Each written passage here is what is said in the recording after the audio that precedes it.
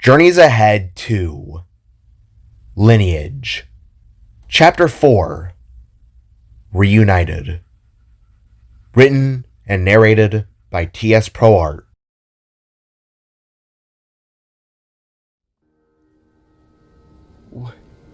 What was that? Jada asked with a sense of newfound fear in her voice.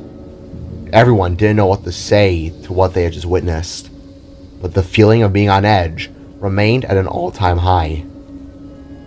Stay here, Void gruffed out before retracting his blades and bringing forth his axe once again.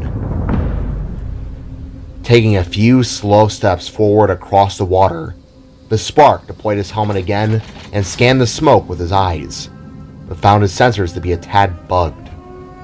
Something was affecting its AI in an unseen way. However, Void soon realized he didn't need it, as a faint shadowed outline appeared within the sun's lighting cast upon the smoke. The shape started off with no definitive features. It was just a blob that looked to hobble forward in an odd manner. Wincing with a gruff, Void raised his axe up by his side, watching intently as the unknown shape continued to slowly walk towards him and his family.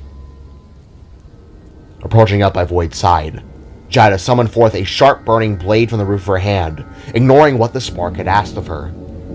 Then approached Jet, Povnu, and finally Sarv and Tucker, all prepared to fight by Void's side. Nock and Cod, however, just stood behind, knowing they couldn't fight without the thumper or any other weapon that was left behind.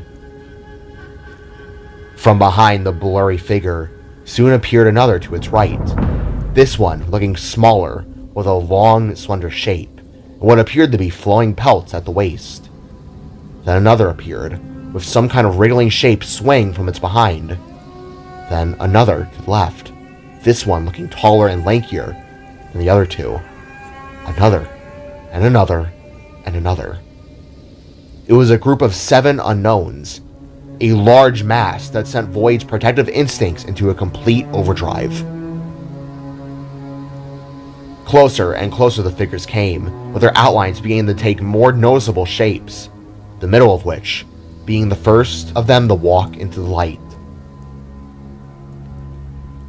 The figure had the outline of a slim upper torso connected to a pair of strong legs with a lower cloak, these of which ended with heavy boots that splashed upon the freezing water.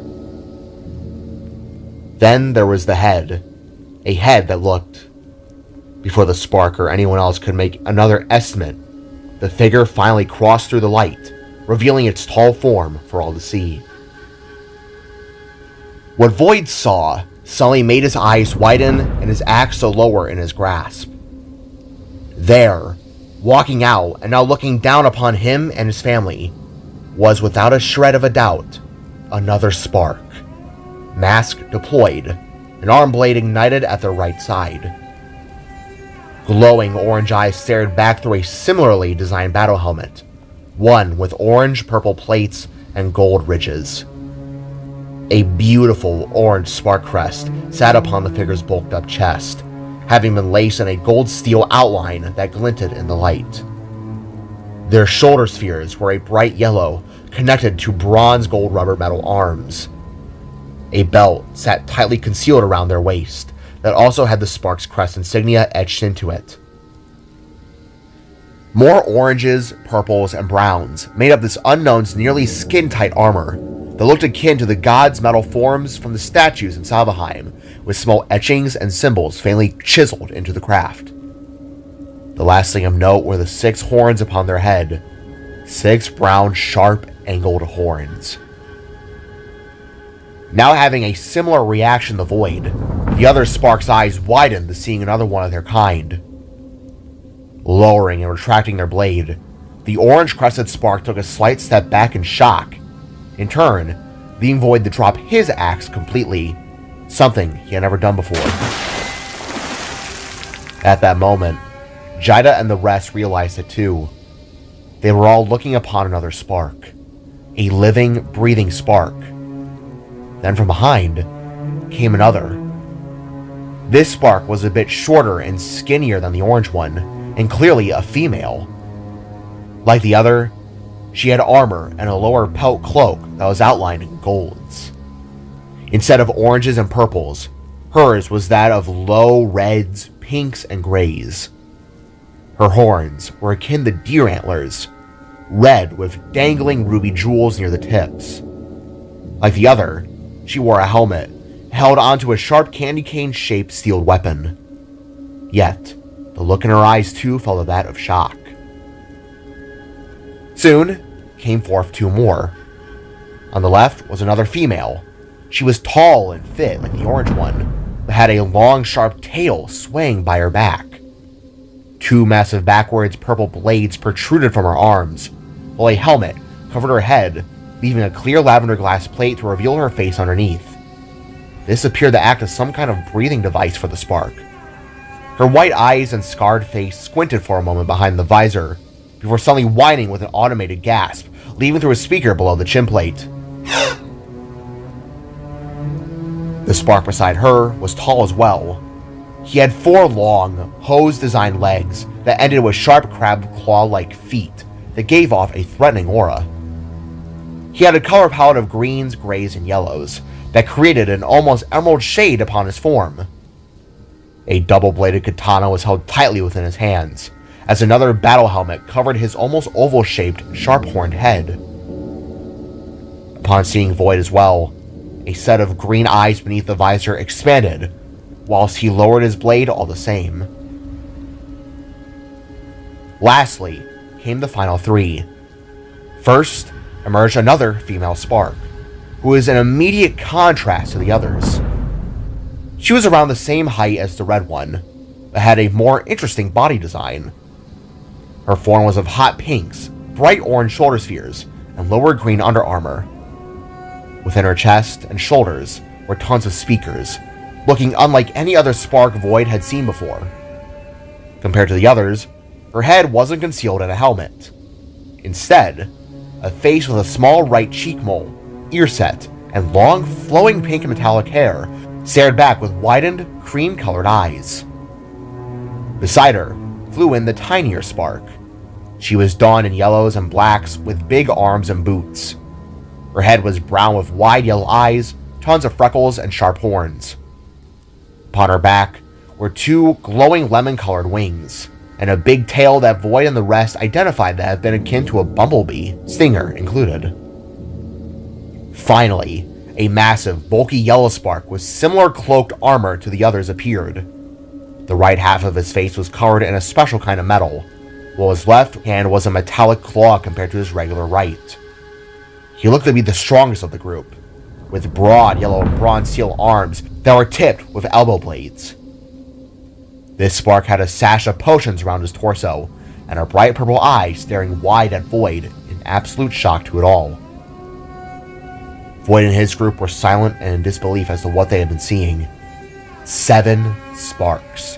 7 living Sparks stood tall before them all, looking just as shocked as they were. Slowly turning and looking upon each of them, Void's heart began to race and smash against his chest. It couldn't be, he thought. It couldn't be.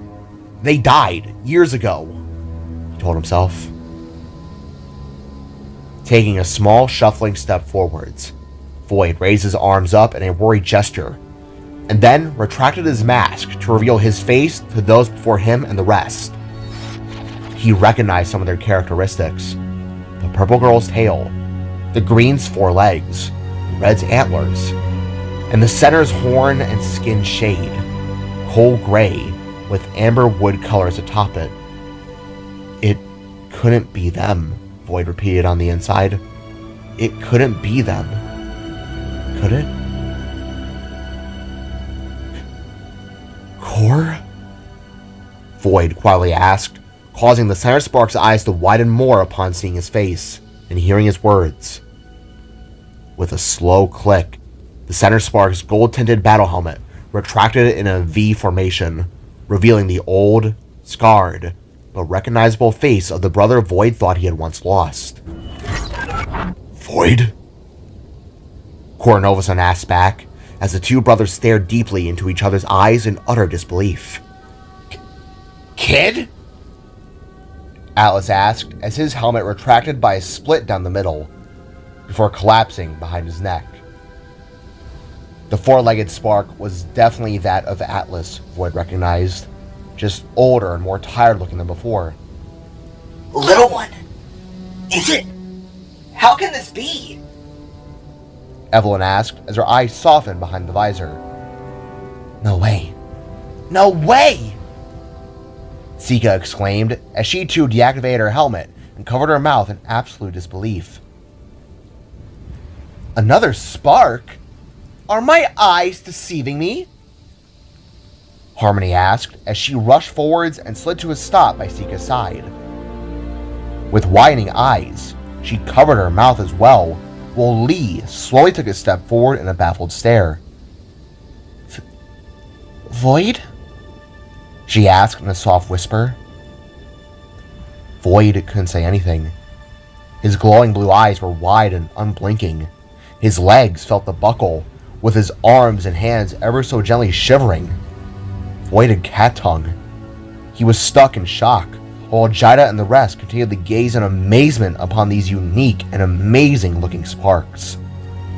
They had all heard the stories of their species, and especially some of these few. Kor and his friends, Atlas, Evelyn, and his girlfriend Sika. But Void thought them to be dead. Every spark outside of himself was thought to have perished. Yet here they were, ghosts from the past, still standing tall to this very day? Buddy? Kor questioned before reaching out a shaking hand. Flinching in response, Void took a step back and deployed his left arm blaster with an accompanied shout. Get back! Reacting with gasping steps backwards, Kor, along with the others, shuffled themselves away just a tad, along with the majority of Void's family. You're not real! You're not real! Void cried out as a face of anguish began to grow upon him. Void, what are you... Jida gasped out, being the only one to not take a step back. They're not real! This is some kind of trick of the mind, an illusion! Spouted the spark, as Kor slowly began to raise his hands up in a calming gesture towards his brother. Void, he expressed again, making the spark shake his head in return. No! No, you died! You all died! Years ago! Void began to shout aloud with his shaking arm cannon. Glancing to Sika, Kor released a shaken breath before looking back down to his little brother. Taking a slow step forward, Kor trudged his way through the water and carefully approached the now blue glowing spark. Void, it's me. It's us. This is no trick. Unless you're the trick. Kor began, while Jida gently placed a hand upon Void's shoulder. Blue, we see them too, she affirmed, making the spark shake his head again. No, you don't. You can't. How is this? I don't understand.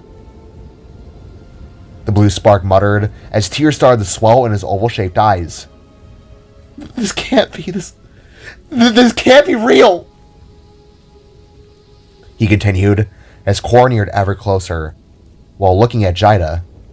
He was unaware of who she and the others were that accompanied Void, but Kor was smart enough to know that she knew his brother well from the little gesture to his shoulder. With a shocked nod, Jida gestured for Kor to take the reins and took a small step back from the two of them. It's okay. It's okay. Breathe.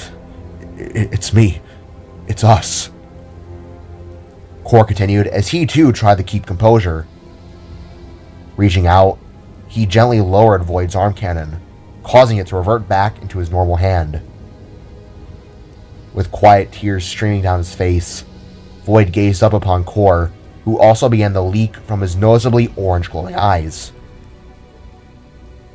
Carefully, the pumpkin-colored crested spark rose his hands up and gently held the sides of Void's face, It felt unreal for the both of them. It was as though they were looking at dead men. It had been 15 years since the purge. Nobody could blame them. How can I know? How can I know? Void quietly asked as his whole body began to shake and break down with emotion. Staring on in silence for a quiet moment, Cor began to recite a set of words that Void knew all too well. Some of the last words he thought his brother would ever share to him. Did you kick Mom's butt? Was the only thing Cor could think of to say in that moment. Something so innocent and playful, now being a storming bullet that confirmed everything Void knew.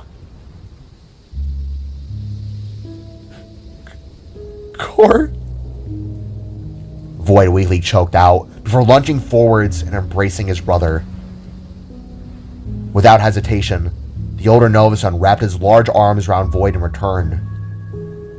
With crumbling legs, the two of them fell to be knee level in the water, just rocking back and forth in each other's grasp for a long few moments.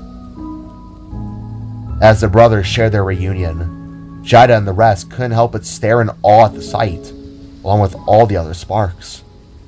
Void! Oh, Void! Sika gasped with spilling tears as she too knelt and embraced him in Cor. I don't believe... She choked out as Void raised his head and nearly melted with emotions at the sight of Sika's face. Sika. He wept, for lunging forwards and hugging her fully. It was insane, yet incredible, everyone thought. Utterly incredible. How is it possible? You got so big. The Sparkette wept as her and Void rubbed foreheads. Now, slowly standing back to their feet and collecting themselves to the best of their abilities, Void turned from Sika and gripped upon Cor's right and left hand with a firm hold and brotherly shake, a sign of kindled companionship and refueled hope and joy. But through these puddles of love remained a sea of unanswered questions upon both sides. You got taller, Void weakly realized, while Cor huffed and replied with his own realization. So did you. After a small moment of silence, the both of them began to increasingly chuckle and shake their heads. There were so many questions and so many answers to give. The first of which, Jida had to say, Void? Is that? She began to ask as a spark continued to cry in astonishment. My brother, Cor Novison. Void introduced as he and Cor looked back towards Jida and the others. Upon seeing these new faces, Cor approached and extended a hand out for Jida and spoke with a wide and teary-eyed smile. Maokai! Do you greet people with Maokai, or is it just gibberish to you all? Cor greeted in his language, leaving Jida surprised, and then shaking his hand in awe silence.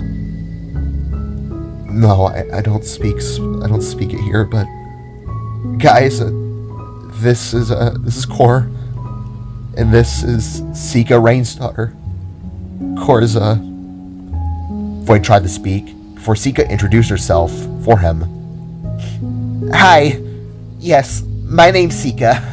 I'm a Cor's lady friend, his partner in crime, kissing pillow, you catch my drift?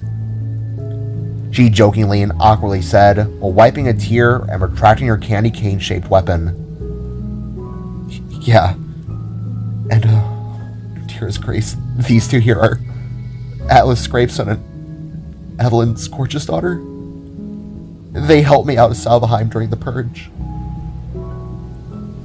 Smirking and sheathing his katana away, Atlas stood upright and crossed his arms before speaking in a firm yet greeting tone. What's up? He introduced before reaching down and rubbing Void's head with an astonished smile. Salutations. came through Evelyn's speaker as she also approached Void and gave him a tight and tender hug, having missed the once little kid that used to bug her. Wow. It's an honor to... Wow. Jada gasped with an amazed face while gazing upon the otherworldly beings. More sparks. That was the last thing I was expecting. Nock joined in as the others behind just stared and waved. Void? Void Novason? Is it really you? Lee questioned as she nervously walked up with Harmony and Talos close behind. For a second, Void didn't recognize his little Sparkette until recognizing her eyes. Wait, Lee? Void asked, getting everyone's attention. Lee? He asked again, as the old friends now stared each other down with widened expressions.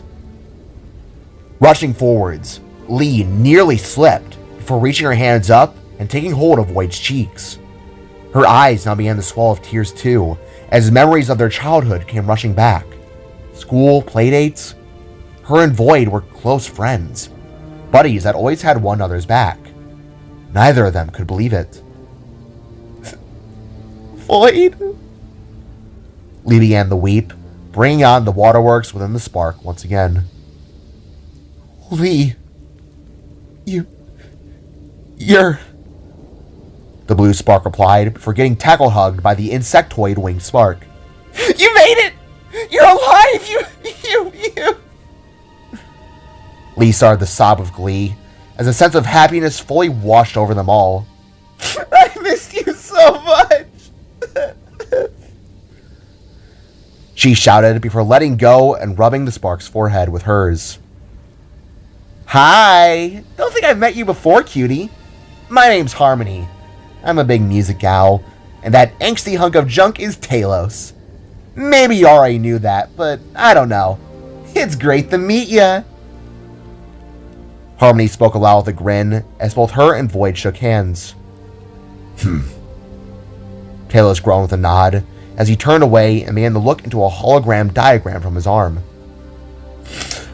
It's great to meet you. Void replied to his fellow sparks before eyeing his found family. Everyone, these people here, these are my friends, my family. Void began as he gestured towards each one of them. This beautiful woman right here, she's my wife, Jida Woods. Void revealed, leaving Cora's eyes as well as the others to perk. Your wife? Cora asked with a small smile beginning to grow on his face. On the contrary, he squinted with her teary eyes, turned her head to the side, and then snapped her fingers in disappointment. Damn it, she whispered. Hi! It's... Wow, this is crazy. Wow. Jada introduced herself whilst reaching her hand out for the other sparks.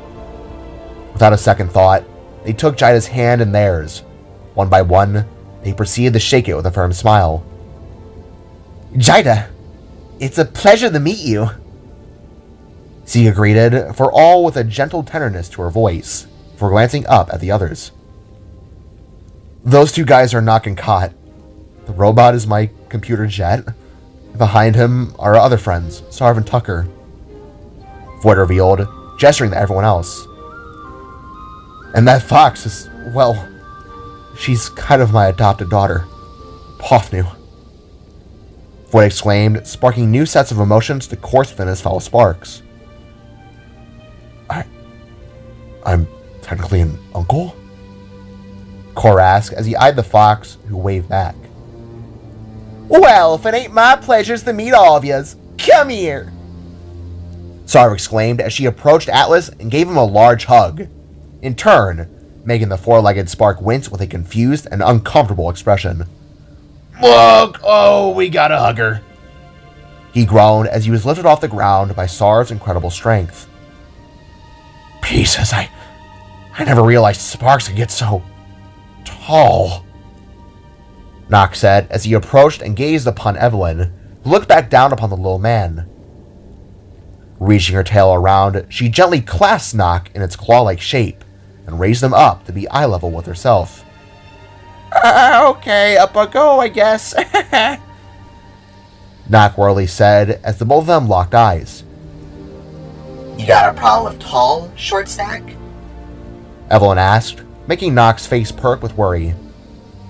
I'm just joking. It's a pleasure to meet you all. Teased the sharp-tailed Spark before gently placing Nock back on the ground. Whoa, are those speakers? Pofnu asked as she approached Harmony. Yes, they are. Check it. The Sparker replied before suddenly playing a tune from them, leaving the fox astonished. Cool horns.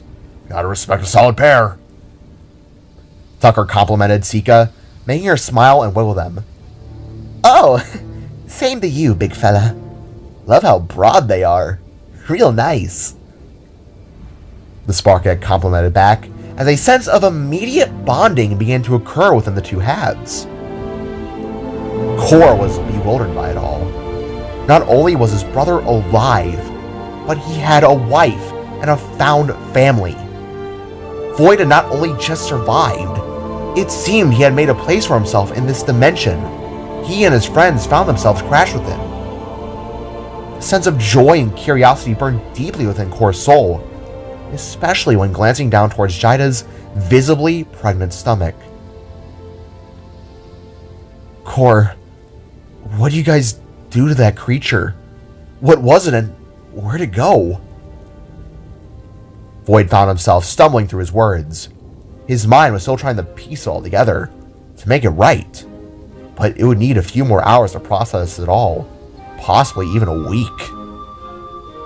There's much to discuss from both sides, it would seem.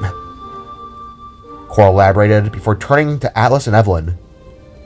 You two, scour the forest and make sure remnants of Abaddon didn't spread anywhere in full. I need to. Placing a hand upon Kor's shoulder, Atlas nodded his head in an understanding gesture before turning towards Evelyn. Come on, love. Let's make this quick. Expressed a large Spark before crouching down and leaping forward with an astonishing height and speed. Nodding and following behind, Evelyn shot forth her two purple blades into the tree line and followed behind Atlas in a pulling swing. Abaddon? Void asked with a curious tone. The beast that was approaching you and your family. Sika revealed before transforming her arm into a strange device. It looked like a clear canister that had 3 sharp spikes protruding from the blaster-looking edge. Within the weapon's confines, there was a purple glowing energy that swirled around in a misty haze. It was the same glow that radiated within the beast's chest. Come, all of you. Let's talk. There is much we need to hear, and much I must explain. Kor stated before placing an arm around Void and pulling him in close. No kidding. The smaller Spark replied, before looking to the side, still in a state of complete disbelief. Hey, just a quick question. Why are you wearing pants? Harmony asked as they all began to march ahead. Much to discuss. Kor stated again, all while Talos led the way in a silent manner.